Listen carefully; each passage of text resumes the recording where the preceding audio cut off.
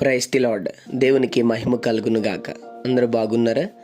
ఈ దినం దేవుని వాగ్దానం, వారి కన్నుల ఎదుట నిన్ను గొప్ప చేయ మొదలు పెట్టేదను. యెషయా గ్రంథం 3:7.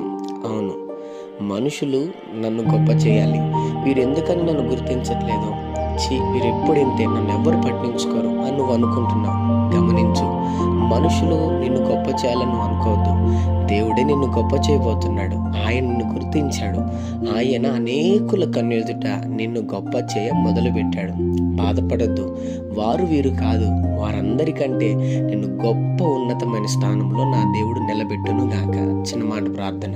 ప్రేమ కనికరము గల మా తండ్రి, నీకు వందనాలు.